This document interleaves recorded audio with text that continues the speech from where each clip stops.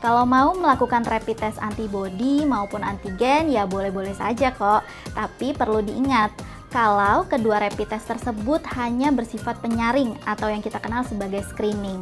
Dengan kata lain, rapid test antibodi dan antigen belum bisa dikategorikan sebagai pemeriksaan diagnostik untuk menegakkan diagnosis apakah kamu memang terkena COVID-19 atau tidak.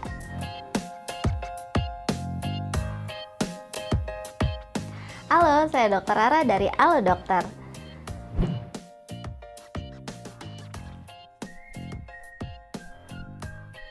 Sebelum saya jelaskan, ada baiknya untuk pahami dulu nih, kalau tubuh secara alami akan membentuk antibodi untuk melindungi tubuh saat penyebab infeksi seperti bakteri atau virus termasuk virus corona masuk ke dalam tubuh. Nah, rapid test antibodi ini bermanfaat untuk memeriksa apakah tubuh membuat antibodi untuk melawan suatu penyebab infeksi. Dalam hal ini, alat yang digunakan adalah yang dibuat khusus untuk mendeteksi antibodi terhadap virus corona. Caranya adalah dengan mengambil sampel darah yang kemudian diteteskan ke alat rapid test, lalu ditetesi lagi dengan bahan pereaksi atau reagen. Hasilnya relatif cukup cepat, paling cepat bisa keluar dalam waktu 30-60 menit. Biayanya juga cenderung lebih terjangkau. Pemerintah telah menetapkan batas tarif rapid test antibodi di angka Rp150.000. Tapi hal ini juga tergantung dengan kebijakan masing-masing laboratorium ya. Kalau hasilnya reaktif, itu artinya orang yang diperiksa kemungkinan pernah atau sedang terinfeksi virus corona. Tapi kalau hasilnya non-reaktif, artinya kemungkinan saat ini orang tersebut tidak atau belum memiliki antibodi terhadap virus corona, atau bisa saja orang tersebut sudah terinfeksi virus corona, tapi pada saat dilakukan tes, kondisinya masih dalam masa inkubasi, sehingga tubuhnya belum membentuk antibodi spesifik untuk melawan virus corona. Jadi, kalaupun hasilnya non-reaktif, pemeriksaan rapid test ini perlu diulang sekali lagi 7-10 hari setelahnya. Selama menunggu pun, kamu tetap dianjurkan untuk melakukan isolasi mandiri selama 14 hari meski nggak merasakan gejala apapun dan merasa sehat. Tapi kalau hasilnya reaktif, nggak perlu langsung panik juga ya. Soalnya saat ini kebanyakan alat rapid test antibodi yang ada memang belum memiliki spesifisitas yang tinggi. Maka bisa saja antibodi yang terdeteksi merupakan antibodi untuk melawan virus corona jenis lain yang sudah lebih dulu ada dan bukan penyebab COVID-19. Nah, biasanya untuk memastikan kembali hasil reaktif dari rapid test antibodi akan dianjurkan untuk tes lagi nih lewat tes PCR yang nanti akan saya jelaskan lebih lanjut.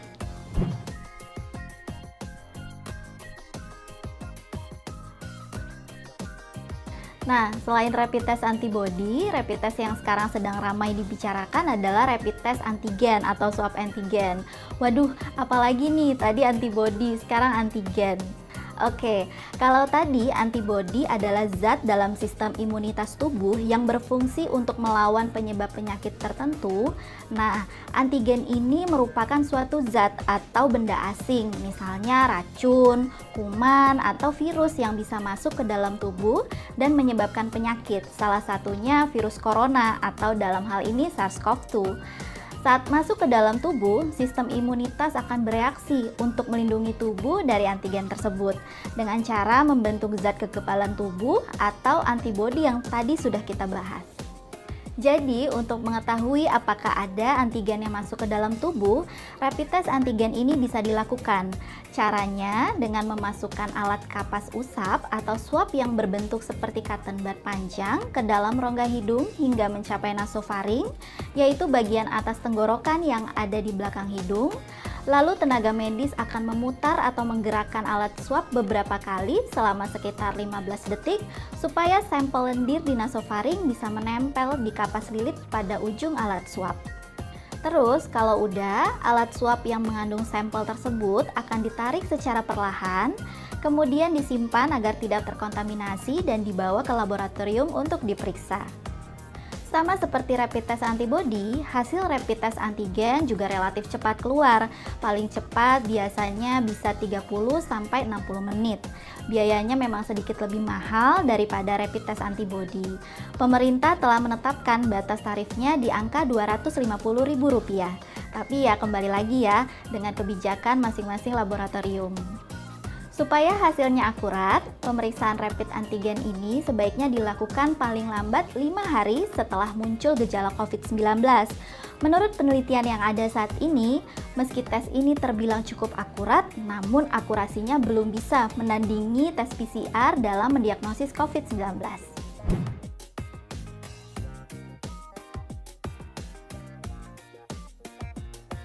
PCR atau Polymerase Chain Reaction adalah jenis pemeriksaan untuk mendeteksi ada atau tidaknya materi genetik dari sel, bakteri, atau virus. Jadi gini, setiap sel, termasuk bakteri atau virus, punya material genetik yang berupa DNA dan RNA. DNA dan RNA ini akan dideteksi oleh PCR melalui teknik amplifikasi atau perbanyakan untuk membantu mendiagnosis penyakit yang disebabkan oleh virus atau bakteri tersebut, termasuk virus SARS-CoV-2 penyebab COVID-19. Cara pemeriksaannya mirip dengan rapid test antigen tadi, yakni dengan mengambil sampel lendir dari hidung atau tenggorokan melalui proses swab. Tingkat akurasi tes PCR ini umumnya cukup tinggi, tapi untuk mendapatkan hasilnya memang perlu waktu yang cukup lama, yaitu sekitar 1-7 hari. Hasilnya akan menunjukkan positif atau negatif. Biayanya pun bisa dibilang nggak murah, paling mahal bisa mencapai Rp900.000 mengikuti batas tarif yang telah ditetapkan oleh pemerintah. Meskipun sekali lagi di tiap laboratorium mungkin bisa berbeda-beda. Mungkin Anda yang bertanya-tanya ya, aman nggak sih pemeriksaan ini? Kalau melihat orang-orang yang menjalani swab test ini kok kayaknya kesakitan banget. Selama dilakukan oleh tenaga medis dan sesuai dengan prosedur yang ada, tes ini umumnya aman dilakukan kok dan nggak menyisakan efek samping berbahaya. Meski memang saat dilakukan pengambilan sampel dengan alat swab bisa timbul rasa nggak nyaman di hidung, tapi biasanya keluhan tersebut akan segera hilang dengan sendirinya dalam waktu yang cukup singkat. Tes PCR ini biasanya direkomendasikan untuk orang yang mengalami gejala COVID-19 seperti batuk, pilek, demam, terganggunya indera penciuman, serta sesak nafas. Terlebih kalau orang tersebut pernah ada riwayat kontak langsung, baik secara fisik maupun jarak dekat dengan pasien COVID-19.